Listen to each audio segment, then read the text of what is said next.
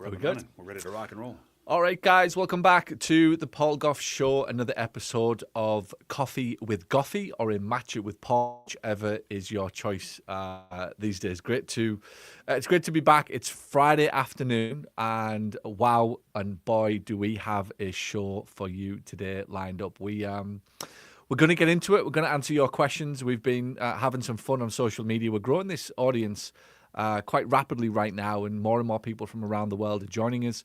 More and more people are listening in every single day that we produce this podcast, and we're having fun, and that's the main thing. We are loving your feedback and your comments, and we're just enjoying you guys getting in touch with us. So thank you for doing that. Let's first do something that is major important. How are you guys, Andrew? How are you? You know what? It's Friday. It's Friday. Paul, it's Friday. Does that mean that you've had a bad week and Friday's good because you get 2 days off from me? Is that where it is? 100%. Yes. Oh, you've cheated up, have you? I was going to try and be positive. Up. Yeah, he's cheated up because it's Friday. Yeah. He has to do less work now that Andrew is in. That's right. Senior producer Jay needs to do less work now because the senior producer's executive assistant is now doing all the work. But I'm older. Shouldn't I be the senior? I feel senior. When I wake up, I feel senior. I don't know if that's how the chain works. Didn't work like that in Michigan, did it? No. No, well, it kind of works like that in Florida, according to Andrew, but in Michigan, it obviously didn't. It didn't work like that. So, yeah, it's Friday, and we're in the studio. We're going to talk about a very, very important subject today that I think is at the heart of it's not Halloween yet, but it's almost, this is the stuff of nightmares for clinic owners, and we're going to get into a great conversation about that in just a moment.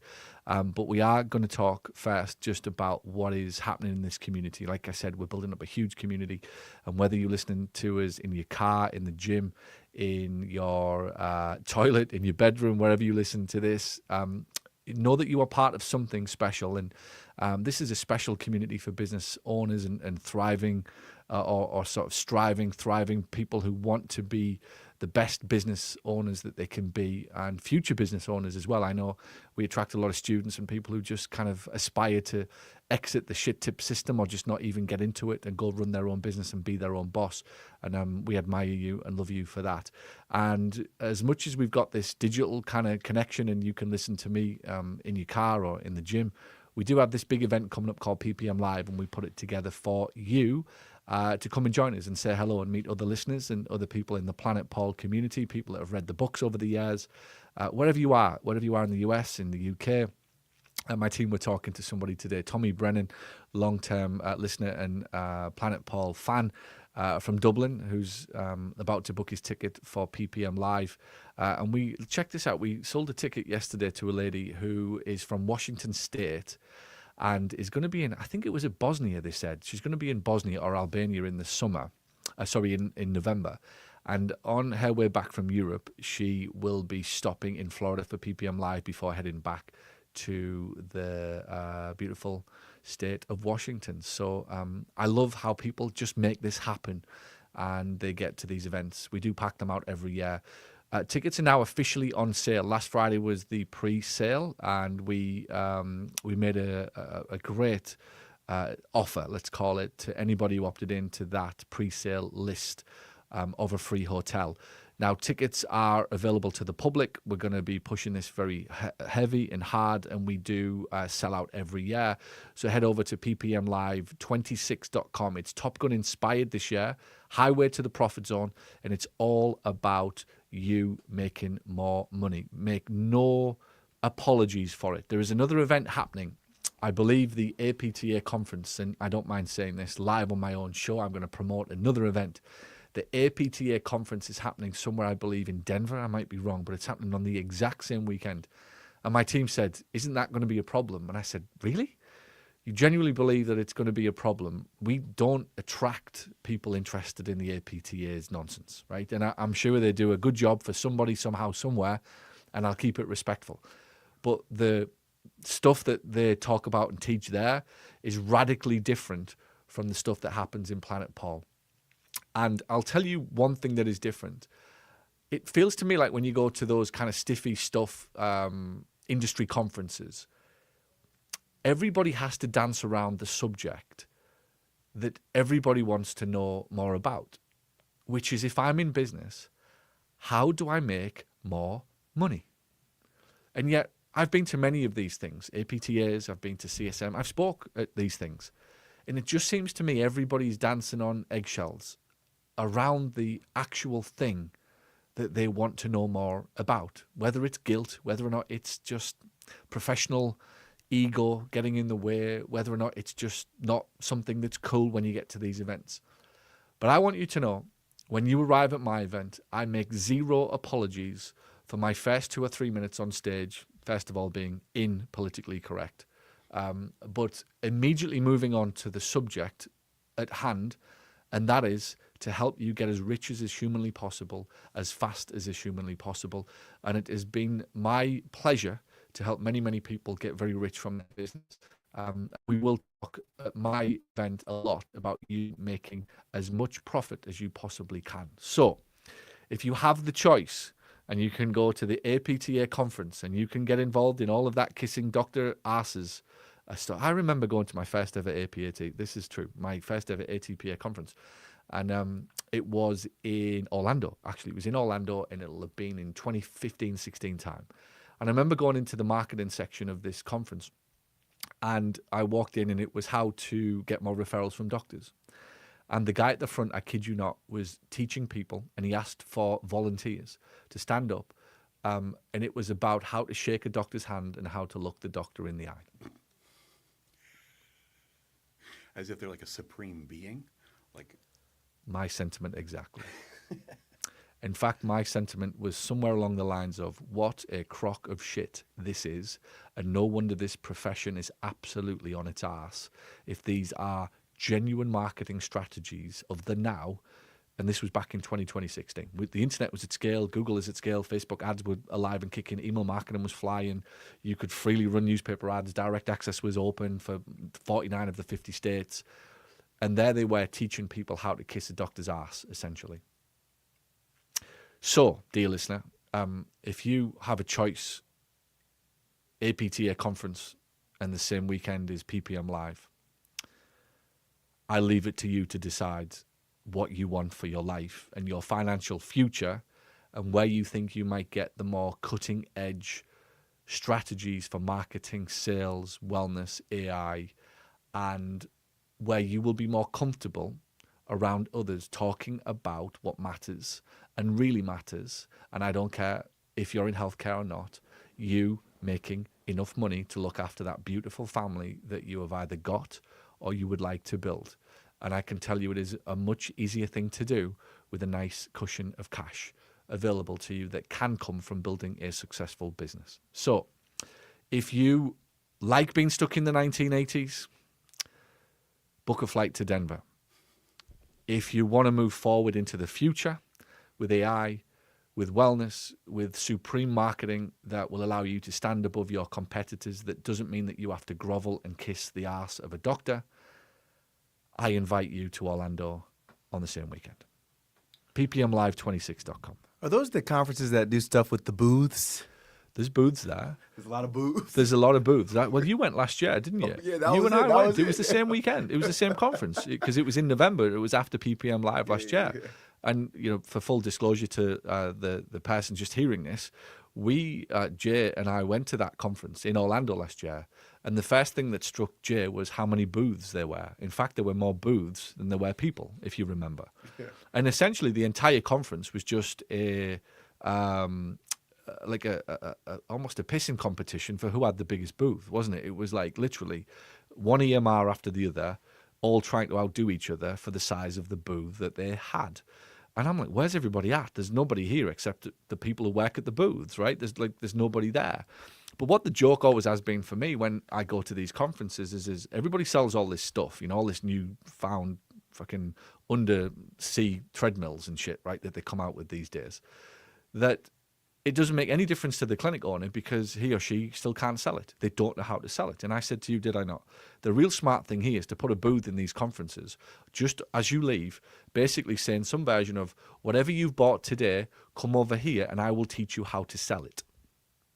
Because you've just spent 100 grand on an underwater fucking deep sea diver treadmill and you have no clue how to sell it.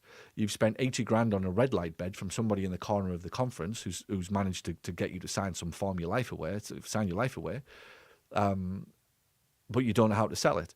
And the classic thing that'll happen, and this is what these business owners are like there, they go in their fucking nice suits, right? They've all got a suit on. They've all got one of these fucking nice, like, you know, suits and the checky shirt and all that jazz. And they got their little badge thing on it and it's all nice and, you know, and they're all nice, right? They're all nice people, but just boring as fuck. Like, I've just got no other word. Just boring as shit, right? And you can tell, you speak to them, they're lifeless. There's no energy. There's no enthusiasm. It's just boring shit, right? It's just like you get there and you're like, how long did it take me before I said, can we go? Yeah, not that long. No, like fucking an hour. I'm like, can we leave now? Because like, there's just nothing. It's no energy. It's like, there isn't, right? And the reason and what gets me is everybody dances and skirts around the subject that matters. How do we market and how do we sell whatever we do, right? PT still needs selling. The underwater treadmill that can go 10,000 feet under sea level still needs selling. Hyperbaric still needs selling. Like something that like is valuable still needs selling, PT included. So the conference, you can decide. You can go and like it's all la-di-da and it's all nice and it's all everybody kind of high-fiving each other on the morning and all that jazz, right? But they will still miss the point that you need to learn how to market and you need to learn how to sell.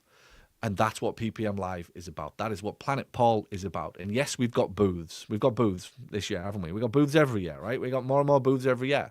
But we vet our booths very aggressively to make sure that whatever they're offering can help in some way, shape or form to growing your profits. Because, and here's why it works, there's a booth out the back of my event talking to you about how hyperbaric or shockwave or laser or whatever it will be, right, can help you. But I'm on stage now telling you how to sell the thing, which is why it works. Because there's no point in a good idea or a good thing if we don't know how to take the thing to market. So you have a choice. Fly to Denver and go and do all the la-di-da stuff. Come to Orlando, do the making money stuff. Choose wisely. ppmlive26.com. It could be one of the most important decisions that you will ever make. And people are listening to this who will come. Now, you might not, but somebody else listening is going to come. And it's very likely that their entire path will change. And as I've said, we were talking about this morning to Andrew. I said, Andrew was putting together some videos that will be on stage with PPM Live of Jen Penrose and a couple of other our clients. And he said, wow. And you told me your mother was a physical therapist. Almost 40 years. 40 years of physical therapy in home health here in Orlando. And he said to me, I wish my mother knew about this. Maybe she'd have gone off and done her own thing. And I said, it's interesting because as a business owner, but you did say, and the point was, you know, she would have still had to execute and she would have still had to do the work. Right? And it's where it gets interesting because there is a part of people when they go to certain conferences, they just go for the fun and they're sort of, I've been to a conference, that means my life's going to change. And obviously it doesn't. But then there's an element of, I've got the information, now I need to go and execute. But what I said to Andrew this morning was, and I've said this on stage many, many times, it's almost become a Paulism now. The path is already written for you. The yellow brick road, and I often talk about that. The yellow brick road is written, right? As you listen to this in your car, whatever phase you're at in your business, if it's $300,000 a year in salary, in revenue, $1 million a year in revenue, $2 million a year in revenue, whatever phase you're at, the path is written for what you need to do next. It is not for debate that if you're at $300,000, what you need to do. Scalable marketing systems, start to hire, raise prices, sell packages, etc. You get to $700,000, we're talking about hiring an ops manager. You've got to have somebody who you'll class as a lead director. You've got to start understanding KPIs and culture and leadership all become important. That path is written. And that path is as predictable as the sun coming up in the morning, the only decision that you make is not do we hire, it's not do I understand KPIs, it's not do I raise prices, it's not do I do AI, it's not do I do wellness. Every one of those things is an absolute prerequisite depending upon the phase that you're at. And that path's written for whatever phase you're in right now. The only decision is when will you step onto the path. And if human beings just understand this, that the path to where they want to get to is already built, it's already being laid, it's already there for them, and it's not for arguing with what's on that path. The only decision is when do you step onto it. And the people that smash it in life step onto that path and just walk it. And they face the fear, they face the objections, they face the uncertainty, they face that I don't know how to do this and I might look silly. But that doesn't mean that we didn't still need to hire somebody just because you're frightened of doing it. Like, you still had to do it. And you go show me the majority of the world, and I'll show you the massive amount of people fucking around over here on some kind of muddy field, sinking their feet into the mud, unable to move, but trying desperately hard to look for a path that they want to create that they think will be easier to get to where they want to go. Meanwhile, over here, somebody decided that they're fed up doing that, and this path, although fraught with doubt and fear and unpredictableness, is the right path to get on, and I'm going to stay on it until I get to where I want to be. And everybody, if you understand that as fast as you can, life changes in an instant. That the only decision is not what do you do, it's when will you step onto the path that already has built what you need to do. And that's the bit, if you just grasp this as business owners, your path is written. Don't be deciding over what you need to do. It's just jump onto the path and follow it. But that is so hard for professionals because their ego kicks in and says, well, I want to create my own way, or I don't want to do it like that, or I don't like doing it like that, or I don't like the idea of paying this much money. I don't like the idea of AI. I don't like the idea of this. Well, cool, that's your ego at play, and that's why you're tired every night, because you're constantly deciding whether you like what it is that you're going to do versus somebody like me who just goes, dude, show me the path and how quickly can I get on it, right? Like, where is it? How do I get on that path?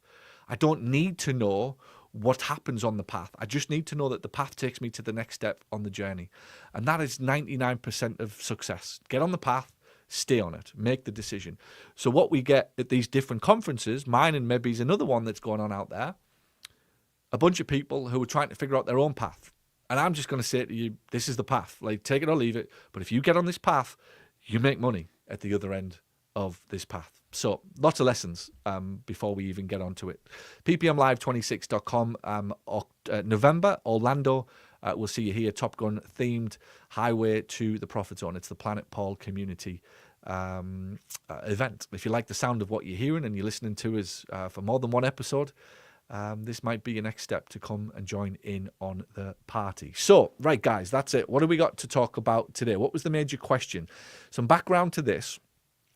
We've been answering a lot of your questions lately through Instagram, and I thought, let's get another channel involved because I'm a marketer, and marketers like multi-channel marketing. So I said, look, let's go to Facebook and let's see what this audience likes, right? Let's see what they want to talk about. So I posted out a question last week, and I thought, should we see if we can get some interaction from the wider community? And the question I asked was this: should staff PTs make more than clinic owners? Should staff PTs make more than clinic owners? Now, it didn't take long for the fuse to light, shall we say. And very quickly, it brought out the best and worst in human beings, as always, on Facebook, which it does. But we've got some wonderful insights and probably discussion points that I'm going to talk through today. And this might become a little episode that we do once a week where I'll ask a question and I'll see what you all think. And I'll get, rather than me answering your question every time we come on here, I might propose a question on the internet, on social media, and I'll see what you're all thinking and what you're all feeling. And then we'll have a good discussion about it on this podcast today and see what we can pull out of it. So what have we got? And we'll also drop the link so then you can find the post and leave a comment on it too. Yeah, let's do that. I love that. Let's do that. Yeah. So right off the rip, Greg Lehman says, if they treat patients, won't they make more or the same? Is this the owner? Okay, keep going. Give us them, and then we'll come back to a few of these things. Just give us a broad feeling of what people are saying on Facebook. Elliot Davis, if the owner isn't seeing PTs, those margins are going to be thin. If the owner isn't seeing patients, those margins are going to be thin. It's their choice, time or cash, which would they like? Okay. If I'm running the clinic, I'm going to get paid like an owner, or in a lot of cases, more. That's Okay. what Elliot is saying. See, let me jump in on that one. The first thing I would say there is that this guy's living in an all life where it's treat patients or have time off, right? Is that what he's saying? So he's basically saying if I treat patients, I'll make more money, but as the owner of a business, I might make less because I don't treat patients. Right. See, I think that's bullshit. That is bullshit. The idea that just because I don't treat patients that I don't and shouldn't make as much money as the PTs is complete bullshit. But what a lot of people will do is they'll find it hard in business and then they'll start to justify their lack of profit by saying, well, at least I don't have to treat patients, or at least I don't treat patients. And they think, well, I could make more money if I did treat patients, but I'll choose not to. So even though I don't make as much money, at least I get some time off. And what they are unaware of is the idea that there are actually a lot of people who don't treat patients who make significantly more than the PTs that they employ if the business is run right. And this is where it gets to the heart of. The entire point of the business is to pay you a salary to cover your day-to-day costs. I work in it. So in my case, in Paul Gough Media, I get a salary for being the CEO of this company. So I have to take the responsibility of the CEO of a multi-7-figure, nearly 8-figure company. So a very basic way to look at that is if the IRS walked in here and looked at it and said, Paul, your salary for the type of business that you run, the type of size of the business that you run, is X, Y, or Z, right? So that would be my salary for the responsibilities of being the CEO. If Paul dropped down dead, if Natalie had to replace Paul, right, she gets the business if I'm dead, she'd have to go out to the marketplace and find a CEO. What would that cost, right? Well, that's got to be somewhere close to my salary. But if I can get paid that salary as a CEO, why would I want all of the hassle and all of the shit and all of the risk and all of the responsibility that comes with running and owning the business?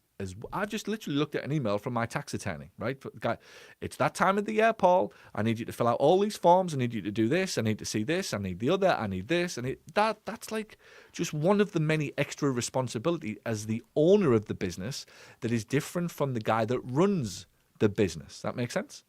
So Apple will have a CEO and a bunch of shareholders, owners. Yeah? So somebody's got to get paid to be the guy day to day making the decisions and running the company. But then there's the owner of the business element to it as well.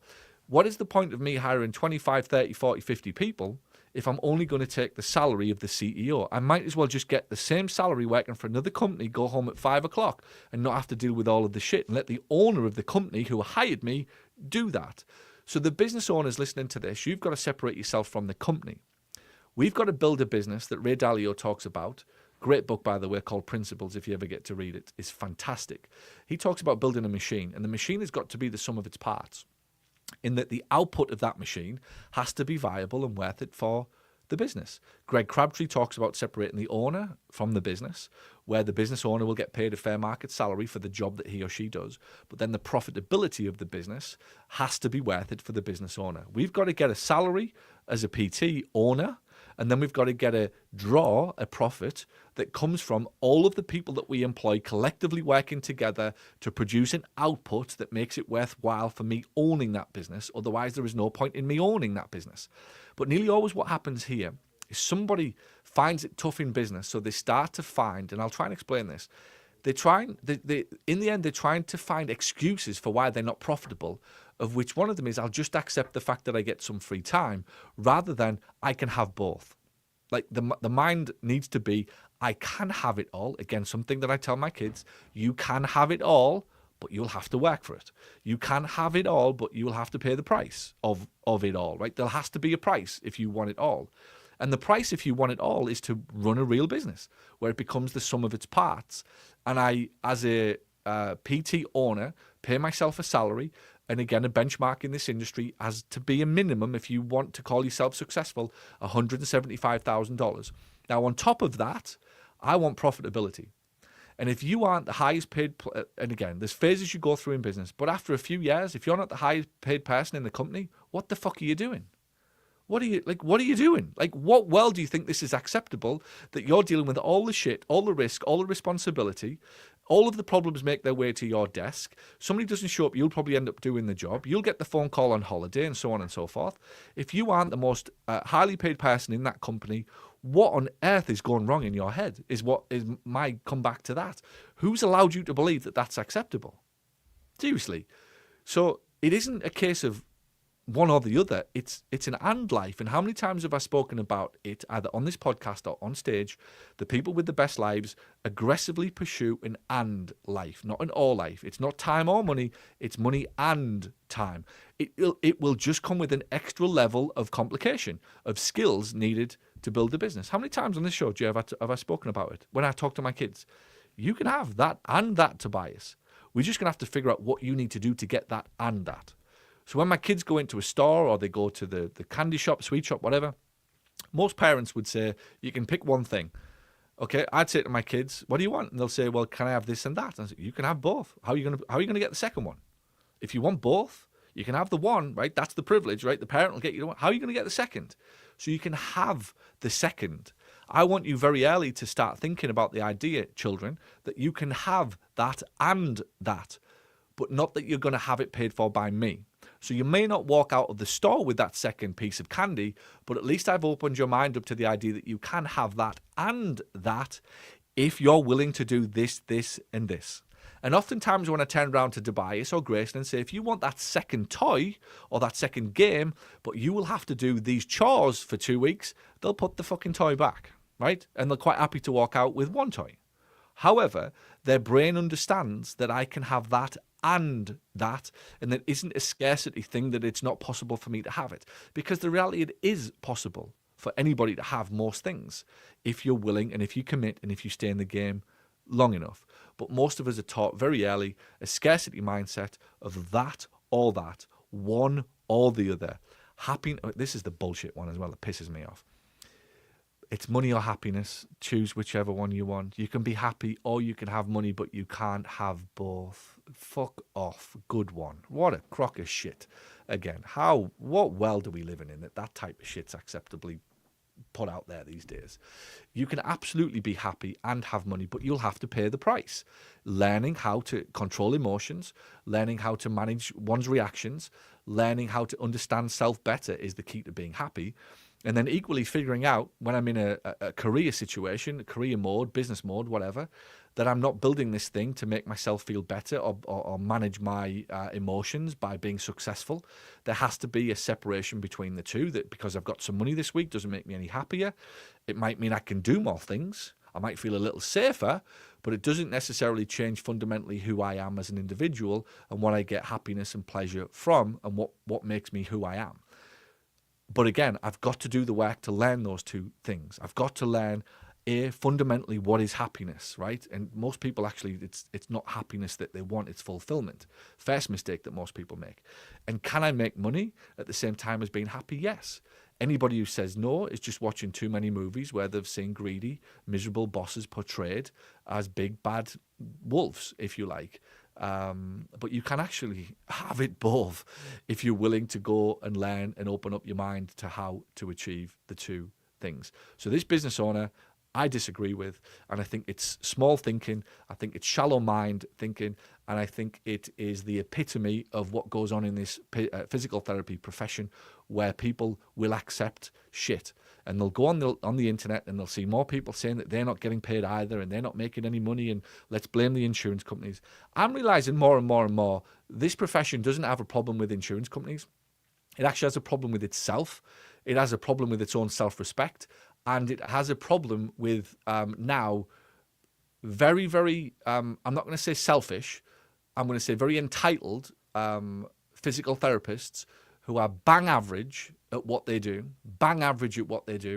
and not willing to participate in anything over and above what they think they should be doing. And what that means is they think they shouldn't have to talk to patients about what they need next, and they don't think it's their job to keep people on schedule, and they don't think it's their job to see people to the end of their plan of care. We suffer now from a bang average, tens of thousands of physical therapists that are bang average at their clinical skills and bang average at their communication skills. And that's what's hurting the profession more than insurance companies. I'm not saying these PTs aren't heart-centered and nice and polite and all that bullshit that they like to come out with. I'm saying that there's a lot of people in this profession who do a bang average job and they think that their shit doesn't stink, and it fucking does. They are not as good as they think they are, and that's the reason that people aren't staying on schedule. That's the reason that people, even in insurance clinics, aren't able to make money, because we have bang average PTs who refuse to speak to customers, refuse to speak to clients about wellness, refuse to explain to a patient why they need 12 sessions instead of dropping out at 7, because they think it's beneath them. And more, as people come out of PT school, this profession is being infected by people who have shitty attitudes and bang average clinical skills. It's laughable how many clinical skills educators there are out there, and we still suffer from a bang average group of thousands and thousands of physical therapists lost up their own arse, as far as I can see. And I think the sooner that people wake up to that actually being the problem, it's almost there's like a depressed state within this profession now. Like a permanent depression in this state, right, in this profession that people are living with, and PTs are coming into this the profession with such negativity and such entitlement that they haven't earned yet. They haven't contributed anything to it. They haven't made any discernible difference to like hundreds and hundreds of people's of lives. And they're coming into clinics asking for exorbitant amounts of money without having done anything, without being willing to contribute to anything, to learn anything except what some stupid college lecturer taught them that's probably been out of date for 20 years because they haven't touched a patient themselves since 1986. And the profession wants to keep blaming insurance companies for its problems. I think there's a rude awakening that needs to happen in this profession very, very quickly that is the problem. Because that's what I look around and see is the major issue for most people running businesses. Finding PTs with good attitudes, who want to work, who want to help, who want to contribute, who are willing to learn over and above some stupid clinical certificate that they've got, which honestly, candidly, could be fucking taught in months. Never mind going to college for 5 years. It's pathetic, in my honest opinion, as to how bad this whole thing is, and how I just don't think people are waking up to it. I don't. I think that the easy thing is to blame APTA. It's to blame insurance companies. It's to blame doctors. I think the problem's within. The enemy's within. There you go. That's a new podcast. The enemy within. It is. I'm telling you, it is. It's more and more obvious to me that the enemy is within. The sheer lethargy of staff PTs who can't be asked and are not willing to contribute to helping a business owner push a kick-ass rock up a hill, because it's more about what's in it for them and what they're entitled to and what they should be getting because somebody else on Reddit's getting it, is the real disease infecting the PT profession right now. So what else we got? Well, okay. Yep. Hot off the heels of that. Okay. Next one, Alex Moon. A lot of owners are just very average and don't provide a lot of value to their clinic. Yes, and I agree. I think a lot of owners are in the camp which I described at the start of this show. Boring. Boring, with a capital B. Boring as shit. Who do nothing to excite their clients, do nothing to embrace customer service. They're nice and they're polite and they're pleased and they're thank you, but they hire miserable, rude people on their desk. They hire and allow and tolerate obnoxious PTs who are more interested in themselves and what they're getting than the bigger picture of the place that pays their bills every 30 days. And as a general rule, we have PTs who will refuse to learn business skills and refuse to inject any energy or life into their businesses that is different from their competitors, which is the only way that we stand out. We have to stand out with marketing that's different and that's and customer service that is exceptional. And I think that they do that because in business has a weird and wonderful way of sucking the life out of you. And if I'm worried about something, right, I naturally am going to feel down. I'm going to feel negative. And I'm going to be consumed by things other than what are important. because I'm worrying about the thing, right? So if I go into business and I don't know how to run it, I'm worried about it failing. And that's the perpetual state that people stay in this profession for decades.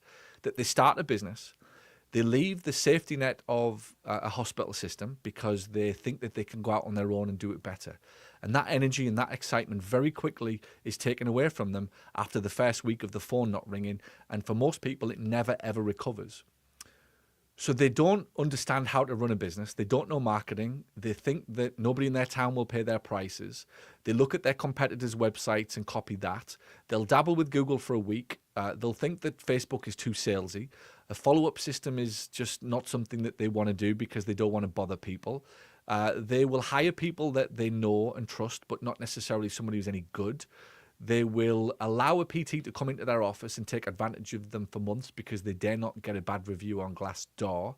And so they spend now years in a perpetual state of fear. And I don't know about you, but I'm not in my best, most creative, energetic state when I'm in fear. Are you? I'm not scared right now. I feel pretty good. It's my point. If you're comfortable doing what you're doing and you're a master of your job, you're comfortable in your roles. You've got roles that you're masters of, right? You guys know more about this shit than I could even possibly. If you put me in that job, right? If you put me in this job that you guys do, and my children's livelihood depended upon it, I'd be in fear. Think about it. If I had to do your job, now by the way, I'd learn it. So that's my attitude would be I'd learn it very, very quickly. However, most don't. But if I'm in a job that I'm not competent at, and I've got children and a mortgage and a wife, and I've got liabilities, I am living in fear of how am I going to get through this for another week? Am I bringing any energy to the building? Not good energy. None. Bad energy. And I think this is what's the problem for most clinics, is most business owners are just surviving. They are worrying week to week about their business because they're playing a game that they don't know how to win. They don't know the rules of the business game, so they can never win it. That inevitably, in the end, means that I'm running a Me Too clinic. It looks the same. It sounds the same. My only solution is to look at what the competitors in my town are doing. How do they advertise? How do they answer their phone? Are they using AI yet? Nobody in my town's using it. Okay, I'm not going to use it. Is anybody on social media? Oh, it doesn't look like it. Right, we can't go on social media. Nobody else is doing workshops or writing books. We can't do that either. And so everybody looks and sounds the same. And the PT profession is rife with boring business owners, all following the line. And that's why we do have so many bad business owners, bad businesses that just are capable of so much more because the town will support it and it will give you money and it will pay 30% more, but it won't pay 30% more for the same thing that's available around the corner for the same fucking price, right? Like they're not stupid people, but they will pay 30% more for a touch of creativity that makes them feel different and has a genuine spark when you arrive and joy to joy and just a love when you go in there and some gal on the desk who's just full of life and energy and a PT who cares and is bought in and some other options and choices for what I can do and how I can get well rather than the fearful, frightened clinic owner opening up those gates or doors every single day wondering what the hell am I walking into today? Another email that says we need to talk because somebody's quitting. Another letter from an insurance company saying a 9% decrease again this year. A letter from the IRS saying, sorry, you owe us another 10 grand in fines. The bank basically saying we need to call that loan in. Like, this is the lives of clinic owners who don't know how to play the game.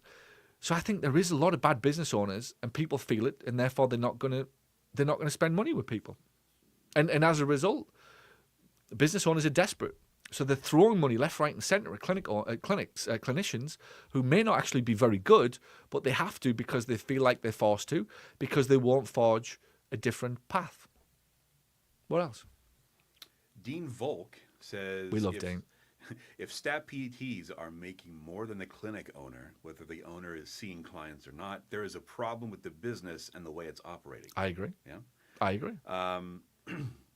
Hercules Savino says the problem with salaries is that it doesn't match the level of insurance reimbursement. Everyone wants to make more money, but how can you pay more if the reimbursement doesn't increase with the salary increase? The only way is to do more volume of visits. That is not true. So this guy is wrong, categorically wrong. He is stuck. This guy will probably be at the APTA conference. This is exactly the type of thinking that is going to be in Denver in November. That's a Me Too clinic answer. That is a Me Too clinic answer. Yep. That is all I know is the traditional road that got PT clinics so far till about 2010. It was the start the clinic, put as many people in as we can, build the insurance company. Hopefully at the end of the month, the numbers all stack up because there's a 20% difference buffer, and I'll take that home to the bank. Is it true that reimbursements have gone down and salaries have gone up? Everybody knows that. That is absolutely true. However, what's happened even with insurance companies is we now have a collection of insurance company heavy PT clinics who have adopted a model that bolts on wellness and concierge and some cash pay services inside that business, who've had a strategic plan to reduce their 98% dependency on insurance companies to 70% of their revenue being insurance and high margin wellness and concierge being 30% of their revenue on a monthly basis. The profitability on the insurance company work might be 8%. The profitability on the wellness stuff might be 35 to 40%. And that is 1,000,000,000% happening in this profession right now. So the guy who making this statement, his ignorance is bliss. Very, very, it's just ignorance to what actually is happening.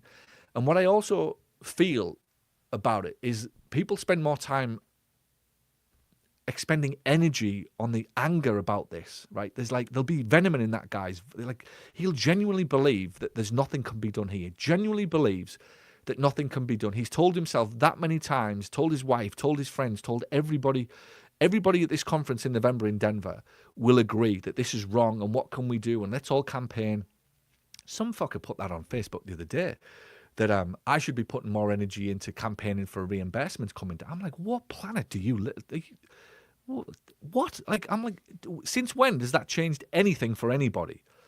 We don't go and campaign. We go and figure out how to run campaigns on fucking social media and marketing to bring people in who do want to pay and who do see the value. And I should change that because none of them actually want to pay or do see the value. My job is to make them see the value so that they do pay. And this again goes back to this entitlement that because it worked once, it's always going to work. It's wrong. This industry, and you as a business owner, if you stay in it for long enough, you will have to reinvent yourself every 10 years, period. Name me a singer that's still going now. Madonna. Somebody like that. Madonna, Elton John. These guys reinvent themselves every 8 to 10 years. And if they don't, they're dead. They have to come up with different songs. They have to collaborate differently. They have to dress differently. They have to sing differently. They have to reinvent themselves every 10 years to stay relevant. Why do PT clinic owners think that they are exempt of that rule? The time is well past that you need to start reinventing yourself if you are an insurance business owner. The time is well past already that you need to reinvent yourself if you're a cash pay clinic owner. In 2015, the whole stampede was to everybody move towards cash. Even that's difficult to scale now. The new model, AI. How do we get AI into that business? How do we get wellness into that business? Cash PT's margins are just as tough because expenses are going up everywhere you look. Wellness comes along, putting in good quality wellness products and services.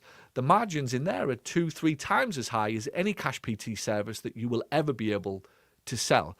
So even the cash business owners now are having to reinvent themselves. And it's going to be fascinating watching the cash PTs, how stubborn they are, because they had it so good for the first 3-5 years of running a cash pay business around about 2015. Charging $250, $300, a cash PT might have cost you $65,000, $70,000. It was exciting. You could set up these, what would be the word, the sort of internships or programs and placements for PTs to come and work for you because there was tons of PTs out there and they all wanted the luxury of working in a cash pay setting. Well, now there's cash PTs everywhere. You can't even get that. You can't even put that kind of mentorship program to them anymore because they can get any job anywhere they want in cash PT or in insurance. They can do whatever they want. The game is changing for cash pay clinic owners right under their feet, and I just wonder how many of them know it's happening, and B, if they do, if they're stubborn enough not to do anything, or if they are open to the change that's coming. Like, we're talking AI first clinics now. AI first cash PT clinics is where we are headed. Like, in fact, we're not even headed. We're there. Cash pay, as much AI in every department as you can possibly get, with a wellness service bolted on so that you can take one client and turn them into two. The margins that you will save as a result of AI will bring another 10%. A clinic that is able to take one customer from spending $1,500 to spending $5,000 because of wellness is going to absolutely win. And if you're outside of insurance, because that means you can set your own prices, you can find your own referrals, that trifecta there is the most profitable clinics in the country right now. It's not Cash PT anymore, and it's not Cash PT with AI. It's Cash Pay PT with AI in every department, with a world-class wellness service that's bringing in $500,000 to $600,000 on the back end of your Cash Pay PT service. Those three things, that's the new model. This is the whatever it was back in 2015. Everybody moved from insurance or didn't want to set up an insurance. They wanted to do their own Cash Pay PT thing. The Cash PT community is feeling the pinch, and it's this new model, the PT profit trifecta, we call it in this community. Those three things: be in charge of your own referral source through world-class marketing, AI in every department to find efficiencies. You're not growing payroll, you're growing profits. And to bolt on wellness on the back end, you will have a terrifically profitable business. And even if you're insurance, stay insurance. It's easy to get clients in insurance than it is cash pay, by the way. Not easy, but easier than cash pay. But if you're working on building a business that takes insurance as a loss leader and puts people into online programs and or membership, concierge, wellness on the back end, I can show you many clinics doing that and doing very nicely as a result of it. But the business owner stuck in the mindset of more volume always needs more volume, and in the end is sentencing themselves to an early grave. And it's funny, I opened the responses to Hercules, and Teresa Strausser says, in response to the only way to do more volume of visits is or change your business model. Correct. And he responds with, how so? How so? Well, there's the ignorance is bliss. Yeah. The guy's willing to come on and vent his frustration and his anger about it, right? And that's what I said. If these people spent as much time with their energy and their ferocious kind of negativity around this whole model and took some of that and put it into building a wellness program or AI coming into the business or evolving their marketing so it's better and stronger, what a difference in the quality of life these guys would have. But they don't. They're indoctrinated. Like Yeah. it's like a cult. Seriously, some of this stuff in this profession, it's like fucking cults. That's what it'd be like in Denver. It'd be like a cult. It'd be like the cult. They'll all wear the same clothes. They all talk the same language. They all buy the same machines. They all charge the same fucking prices. Now, I'm not saying that mine isn't a cult, right? We've built a cult, but at least we make some fucking money. Yeah, right. Like, do you get me? It's like it's a cult in the Planet Paul community. It is, but the cult has one thing in common. Well, two: freedom and money. It isn't following the path. I'm willing to stand on stage every 5 to 10 years and go, guy, everything I told you in 2015, rip the fucking thing up. Everything I told you in 2020, rip it up. It doesn't work anymore. This is the future. This is where we're going. And that's something that the best, most profitable, the longevity kind of businesses have, right? The ones who stay in the game for long enough with the most profit, with the most energy, the most freedom, they're willing to pivot every 2 to 3 years. And the speed at which it happens now, and I said it on the podcast two episodes ago, we don't get to decide what we do. The consumer does. And the consumer's habits are changing so fast, and what they want and what they'll spend money on is changing faster than ever because of the internet. And now because of AI, the speed of information, every consumer will have 65 different options at their fingertips, researched and presented to them in order of priority in less than 5 seconds flat.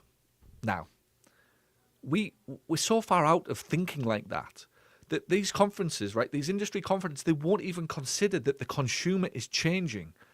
All they think about all of the time is their own thing and what they're about and what they do, and it's such a self-centric. It's a self-centric community, right? I hate saying it. And the people that smash it inside of these self-centric communities are the people who obsess over the only people that matter, the customer. And somebody said this on one of my posts when we were talking about the PT salaries, the PT expenses. It's not my job to pay expenses, right? It's your job to pay. It's my job to pay my own expenses and deal with my own gas prices, right? And then if I work for somebody and I come along and I go, hey, I need some money, it's got to be based upon the value that I bring to that company. It can't be just because gas prices have gone up, and that was my point. Anything else it's your fault, right? As in, it's this entitlement mentality of that's not my fault, it must be Paul's. That inflation, that's not my fault. There's nothing I could have done about that. That's your fault, Paul. As a business owner, I'm like, hang on. How is that my fault? Right now, I live in a hyper accountability kind of extreme ownership world, and I do, right? And it's an extreme version of it. But I believe in it, and it's got me to where I am today, and my kids are getting indoctrinated in it. Like, you're responsible for this, kid, not me. If that's happened, what are you going to do about it? And the same thing here. This guy said to me, but you want your staff to pay for your lifestyle, right? That's what he responded with. You don't want to pay for your staff's lifestyle, but you want them to pay for your lifestyle. I said, excuse me, dude, there must be some mistake here. The staff don't pay for my lifestyle. The customers pay for my lifestyle. The customers can hire us all and they fucking fire us all. Like, whatever way we dress this up, the customer hires us and the customer fires us. You're in a job not because of me. You're in a job because I have 350 customers who pays enough money for me to provide you with jobs. The customers fire or hire this podcast every single minute of every single day. And if it's shit, they go somewhere else. If I've got no listeners, I've got no jobs. The customers decide, in the end, my lifestyle. The customers, in the end, decide your lifestyle. And if I'm a PT working in a clinic, the customer is hiring you and firing you. We are all absolutely at the mercy of the customer. And I think that that's grossly understood or misunderstood. And bosses don't hire people. Customers hire people.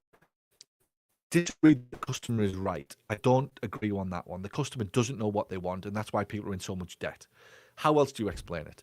Customers are in debt because they didn't know what they want, right? And if they knew what they wanted, they wouldn't buy as much shit as they do today, right? Basic premise of indecision. But the other one that's misunderstood in business is that the boss hires and fires.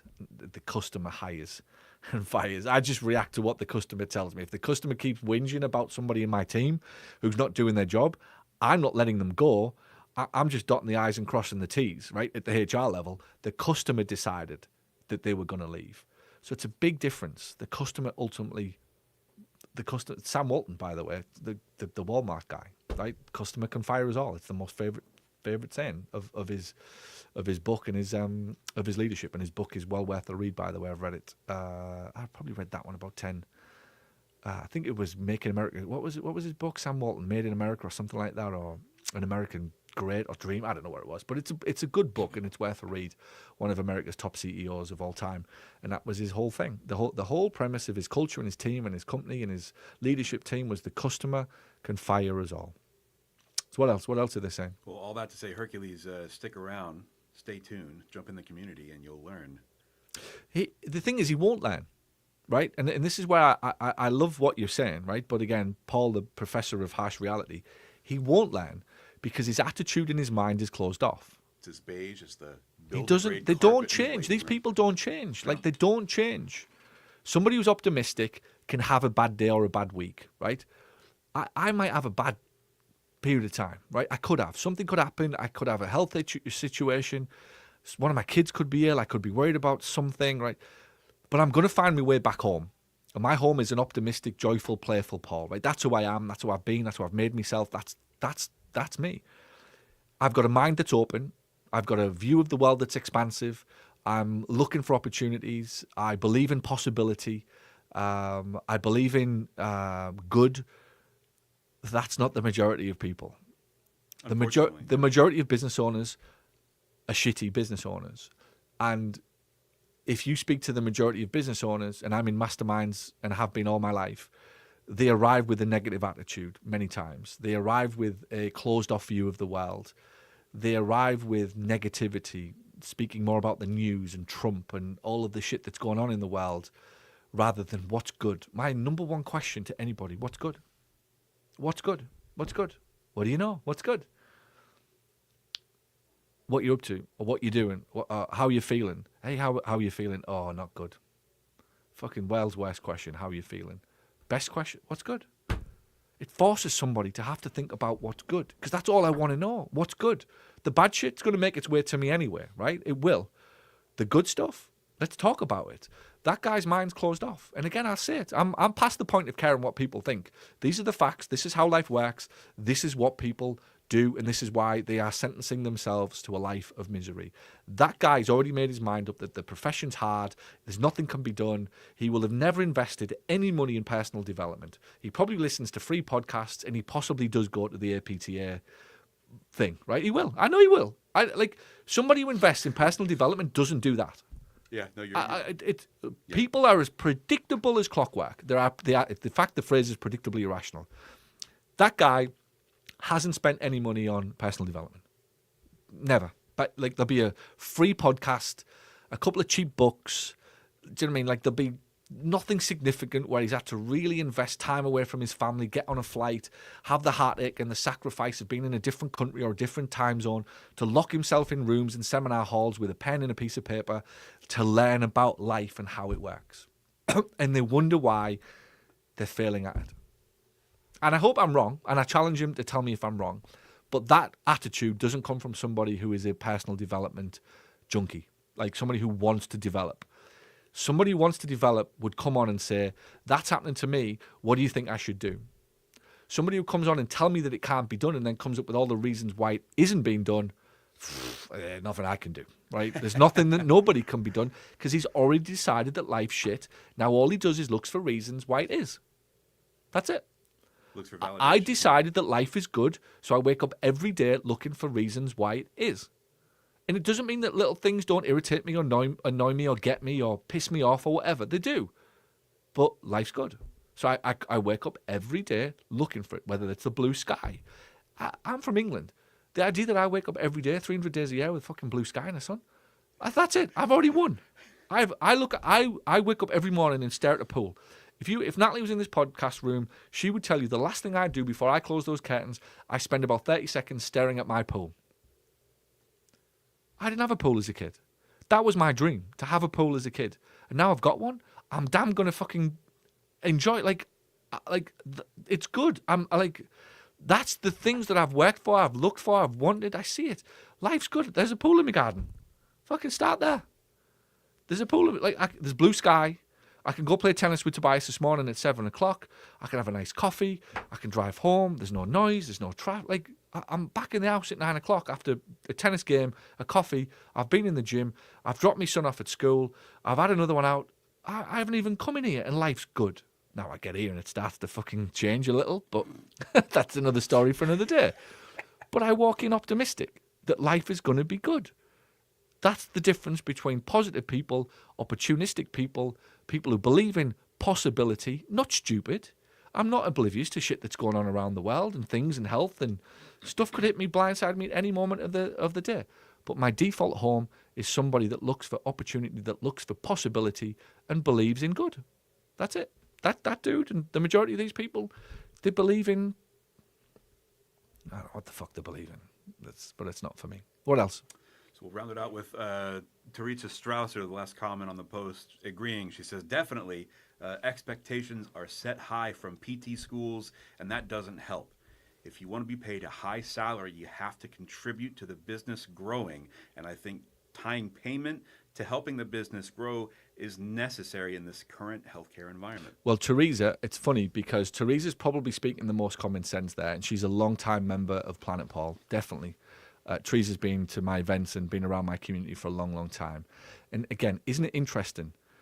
Even if you hadn't told me that, I could have told you that that's somebody that's a business growth mind. There's a life growth mind there. There's a personal development growth mind there.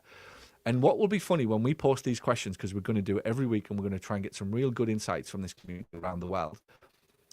I think we will see, of every 20 comments, 16 to 18 mostly negative, 2 to 4 optimistic and positive. And the difference will be the growth-orientated owner making his way in the world, making her way in the world, enjoying life, dealing with challenges as they come up, versus the my life is shit, it's somebody else's fault and somebody else has to change this. And that's the divide in life. I can do something about it versus there's nothing can be done. Somebody else has to fix it. That's what I would say we're going to see come up. But absolutely, and I do agree that the schools and the colleges are these same schools and colleges who are producing bang average, right, which is British for shit, right? PTs. They come out of college, they can barely speak to patients. Their hands, they can. It's so awkward when you watch them touch their patients. They are clueless in their exercise prescription and what really is affected and what muscle and what affects the other. And they've come out of school with such a high opinion of themselves because they've got a certificate. Now, of course, they've been buoyed by a college that benefits from them having such high opinion of themselves because, after all, nobody wants to leave college deflated having spent $200,000 on said education. So it is in the college's best interests to blow these PTs up like hot air balloons so that they leave jumping out of the window quite literally at the end of 5 years feeling pumped up and good about themselves, having completed a degree that cost them $200,000 and walking into the marketplace full of bravado and full of ego and full of hot air around how good they are and what they should be entitled to be paid at this point. Now, what everybody always brings up at this point, the PTs will always bring up, but they've got high student debt. They've got high student debt. As if that changes anything, right? As if that changes the game. Does that immediately mean that you're more valuable in my clinic? That because you've got high student debt and you chose that high student debt and you knew what you were getting into, does that immediately mean that you are super valuable to a PT clinic and you should be paid an extra $30,000 to $50,000 more than is on offer and the clinic can afford before that clinic is borderline going to be out of business? There's no correlation whatsoever. Now, I get that there's a cause and effect and student loans and debt and everything pushes up prices and salaries, and I get that all of that happens, but it also doesn't mean that you're a more valuable physical therapist just because you took out a high student loan and that I should have to pay for it. Because the marketplace, and this, I wonder if this raises a broader point, the marketplace will only pay so much, and if the student debt is pushing up the price that PTs are asking for and clinics are struggling, are we now starting to realise that the service that PTs offer isn't as valuable as we think? If they're not rushing to give you the money because you're having to charge such high prices to sustain PTs who are asking for high salaries, are we starting to realise that what we do and the outcomes that we provide aren't as valuable as we would like to think? If the marketplace isn't spending the money with us, the marketplace is voting with their feet to say, I'm not willing to pay that to get that. That doesn't mean that they wouldn't pay a little less to get that, but I wonder if at some point they're starting to decide, I'm not willing to give you X because all I'm getting in return is Y. And if Y is being pushed up so fast and so hard because of student debts and expectations and colleges, maybe there's an inflection point happening here. But what I also think is that there is a wonderful opportunity for somebody who builds a unique clinic with marketing that is immediately, obviously different from anybody else in town, that prioritizes customer service, brings energy that is immediately discernibly different than any other clinic in town, that is different in its approach to how it builds community, considers potentially instead of patients or clients or customers and has members instead, potentially takes said members out annually, quarterly, for retreats, for hiring cinemas, for writing books, produces books and educates, builds workshops into their weekly, monthly schedule. New clients are invited every month down to memberships, to workshops, to learn about new health topics. Expert guests are brought in both online and at the clinic.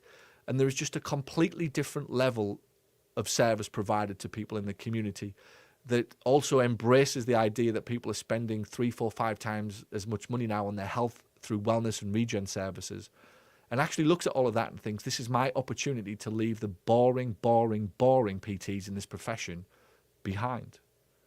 And statistically, about 3 or 4% of PTs in this community will do that. And everybody else will struggle and bitch and whine and moan and blame the APTA or blame the Chartered Society of Physio in Britain because it's just as bad back there. And the annual conference back there is just as boring with just as boring physios, all going looking for the edge to buy some machine and take it back to their office that they don't know how to sell. This has been a good podcast today. And I think there's a few things that have come from it. Boring. Boring, boring, boring PTs. Following each other off a cliff into misery and debt. But somehow being happy with it because they're all in it together. And once a year they get to go to a conference and be miserable together. Loves company. Misery loves company. And I think that we're finding a common enemy that I believe is starting to reveal itself. The enemy within is the bang average level that PTs come out of college with in their skills, and yet ask for an exorbitant amount of money that the marketplace might be starting to tell us it doesn't want to pay for. So there we go. That's a bombshell. It is a bombshell. Right. Thoughts, opinions, answers on a postcard. Head over to Facebook. Tell us what you think. Leave a comment. You can leave comments in the review section and things anyway, can't there, on Apple? I forget about this all of the time. Yeah, you can leave comments. Let's start checking that. Leave us a review or not even a review. I don't really want a review, but leave us a comment about today's episode. I'd be very interested to see and hear what you think about the boring physios in this profession following each other off a cliff and the enemy within that is the PTs coming out of school who are very, very, very average and below average when it comes to their skills and their communication skills, asking for an unbelievable salary that the marketplace possibly, maybe, is telling us that they just don't want to pay for. So there we go. Podcast over. Friday afternoon, I'm off to school to pick the boys and girls up. Well, the girl isn't at school yet, but she'll be there. You get my point. Have a wonderful weekend, and thank you for listening. We appreciate you. ppmlive26.com. Like I said, you have a choice. Where will your plane land in November? Somebody just check. I think it is Denver. I'm positive it's Denver. I'm bad with these details. You have a choice. The plane can take off and you can land at big industry conference. And you can all be in it together. With less oxygen at a mile up in the sky. Or you can arrive in Orlando. At sea level. At sea level.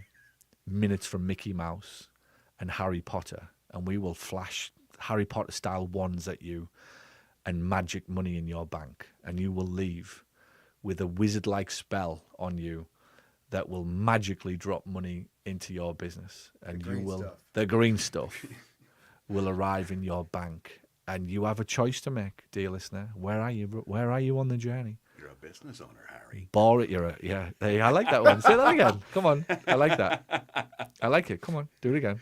You're a business owner, Harry. Is that, it's a good Scottish accent, that as well. That's not Scottish. He was, wasn't he? I thought Robbie Coltrane? Yeah, he was Scottish. Oh, he was Scottish. Yeah. Hagrid had more like a Cotswolds, like a combine harvester kind of. That's right. There. Yeah, you're right. He was Scottish. I can hear both. I can hear both, yeah. You're a wizard, Harry. Yeah, well, I've got a boy named Harry, so we always say that to him as well. He was obsessed. In fact, he's got a Harry Potter bedroom. It's quite cool. He's got the Harry Potter bed as his castle, which is very cool. So our listener has a choice to make anywhere. Boring. What boring or new, modern PT clinic owner? I got it. What do you want to be? Boring or bitching? Boring or bitching, yeah. Boring or modern? Boring, old school, new, modern, rocking, bitching, walking around the Renaissance Hotel in November with a matcha. I think we should make it mandatory that you're only allowed in the seminar hall with a matcha because that represents the green stuff. And this will be fun. Let's see how many people on day one walk into the seminar hall rocking a matcha as a spiritual representation of the green stuff that we want more of. Yeah. It's kind of if you know, you know. Yeah, if you're in the crowd, right? You're in the Paul's inner circle here. If you're listening to this and you're arriving at PPM, and I might on day one ask everybody to stand up and do a little toast with their matches. Let's see, right? Remind me of this because I always forget this shit. Remind me, and I'll get everybody at PPM to do a little kind of ka-ching with their matches from the coffee shop on day one of PPM. How's that sound? And you can get a picture of it, Jay.